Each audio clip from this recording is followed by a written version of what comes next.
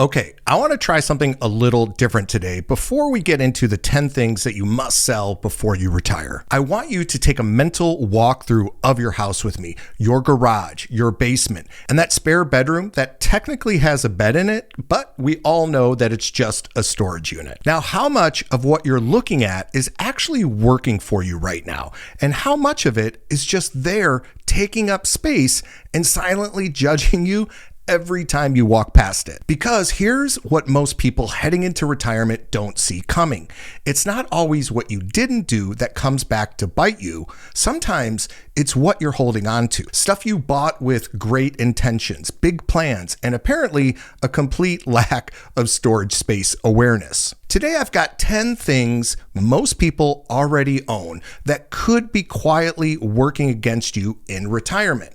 Some of these are pretty obvious, and some are going to surprise you. And at least one of them, I guarantee, is sitting in your house right now, giving you that look. So let's start with the big one, your house. Now, before you click away, just hear me out. You're mowing the lawn, shoveling the driveway, paying property taxes, heating and cooling rooms you haven't been in since your kids moved out back in 2011. Now look, you don't need 4 bedrooms anymore unless your adult children keep showing up. And if that's the case, selling the house might actually be your best strategy for getting them out. Downsizing unlocks that equity without working another day, and it slashes your monthly bills like utilities, insurance, and maintenance. Seriously, the only person who should be living in a big house with an empty nest is someone who genuinely loves vacuuming. So where do you sell? Well, you can try sites like Zillow, Redfin, or work with a flat fee real estate agent instead of a traditional one. You could save a significant chunk of change just on commissions alone. Now, I highly recommend you do your research and that you work with a professional to see which is the right option for you. Now, this one is a little personal for me because I drove for Uber for years just to make ends meet, and I know what a car actually costs. And here's the truth.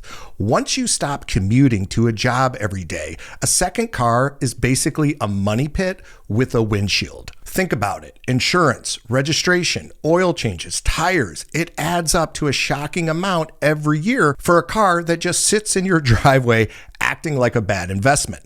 It's like paying rent for a vehicle that never goes anywhere. That car is out there every morning just waiting and judging you. Now, there's lots of places that you can sell cars. You can sell them privately on Facebook Marketplace or Car Gurus, and you'll most likely walk away with significantly more than a dealership is going to offer you. And with Uber and Lyft everywhere now, getting around with a second car is genuinely not that big of a deal like it used to be. All right, I have to be careful with this one because I know this is going to hurt.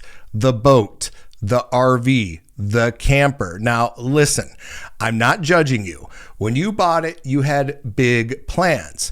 Every weekend going up to the lake, cross-country road trips, and living your best life. And how many times did you actually use it last year? Be honest. Once? Twice? The average boat owner uses their boat 12 days a year. 12. And the rest of the time, you're paying storage fees, insurance, repairs. It costs a lot to own something that you barely use. Now, the good news, the market for used RVs and boats is still strong and buyers are actively looking. You can check out rvtrader.com, Boat Trader, or you can also list it in Facebook Marketplace. Someone else's dream is your retirement fund. Now, I know this is not for everybody, but if you've been thinking about starting a YouTube channel to share your message and monetize your skill sets, click the link below in the description or in the pinned comment and book a discovery call with me today. All right, number 4, the one that I warned you about, the timeshare. And if you own one, you already know what I'm about to say. Timeshares are, and I'm trying to be diplomatic here, one of the greatest financial traps ever invented by humans. You were probably sold on it at some beautiful resort while you were relaxed, had a few cocktails, and someone handed you a gift card just to sit through a 90-minute presentation that somehow turned into 4 hours. Trust me, I know because I fell for it myself. Does it sound familiar? And now you're paying a hefty maintenance fee every single year, forever, whether you use it or not, and they go up every single year. Now, unlike real estate, timeshares almost never go up in value. Some people practically give them away just to get out of the contract. So look into your timeshare company's deed back program or work with a licensed exit attorney and avoid any company that charges huge upfront fees. That's just a scam on top of a scam. All right, let's talk about the exercise equipment graveyard. You know what I'm talking about. That treadmill in the corner of your bedroom that's currently serving as a very expensive clothes hanger. The Peloton that cost you a small fortune and got used religiously for approximately 3 weeks back in January of 22. Here's the thing, you are not alone. Exercise equipment is consistently one of the most listed items on Facebook Marketplace. And do you know why? Because every single one of us bought it with the best intentions. We were inspired, we were motivated, and then life happened. But here's the good news. Quality exercise equipment holds its value surprisingly well, and buyers on Facebook Marketplace snap it up fast. That's good money for something that's been sitting there making you feel guilty every single morning. Sell it. Free yourself. And if you want to exercise, go outside, go for a walk. It's free. This one is for my fellow Gen Xers who grew up collecting things. Baseball cards, football cards, coins, comic books, vintage stuff from the 70s and 80s. If your collection is sitting in boxes in the basement, or even worse, in a storage unit you're paying monthly rent for, that is not an asset. That is a liability. Now, here's the exciting part. The vintage collectibles market is hot right now. Sports cards especially. Stuff that was worthless for 20 years is suddenly worth real money again because nostalgia sells. The same guys who used to flip their baseball cards on the playground are now adults with disposable income and a serious case of, I wish I had kept that. And eBay is your best friend here for coins and sports cards. And for antiques and art, check out First Dibs or Cherish. And if you've got a big collection, local auction houses can be worth it. Get an appraisal before you sell anything. You might be sitting on more than you think. Raise your hand if you have a drawer or an entire closet full of old phones,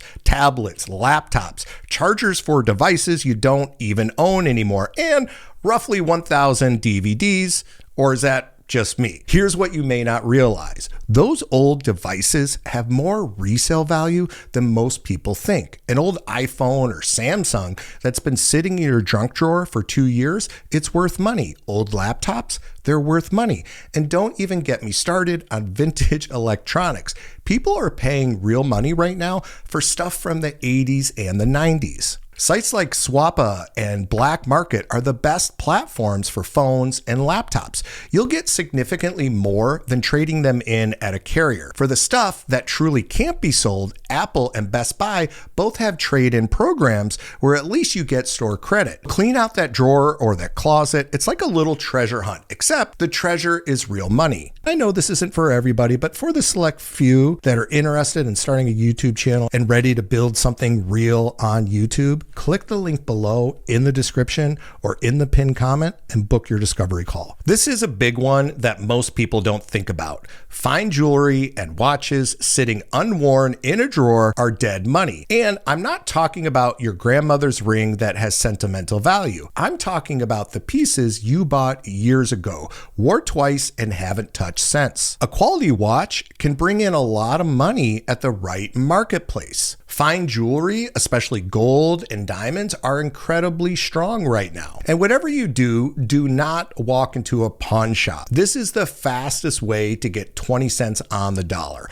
A pawn shop offer is what happens when someone has figured out exactly how desperate you are. Check out sites like worthy.com, which specialize in fine jewelry auctions and typically get sellers more than a local jewelry buyback.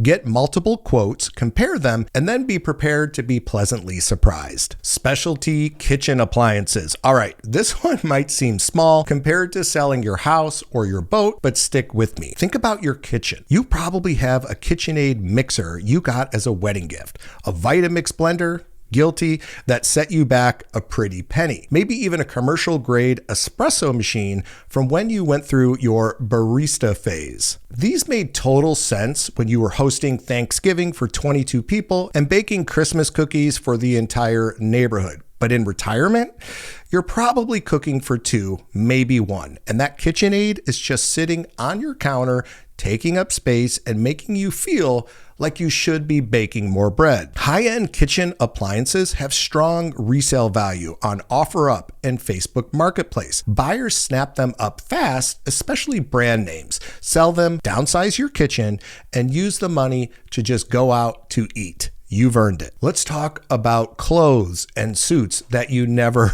wear. Now look, I get it. You spent good money on those suits, those blazers, those dress shoes that are still in the box because they were just a little too tight, but you were going to break them in and then you never did. Here's the reality. In retirement, the most formal thing most people wear is khakis, and on a really wild day, maybe a button-down shirt. That expensive suit is just hanging there in a dry cleaning bag like a museum exhibit of your former corporate self. Platforms like ThredUp, Poshmark, and The RealReal make it genuinely easy to sell designer and quality workwear, and good suits from real brands can fetch surprisingly strong prices depending on the condition. And beyond the money, cleaning out your work clothes is actually really therapeutic. It's a signal to yourself that that chapter is done. You made it, and the khakis win. Thank you so much for watching. I look forward to seeing you in the next video.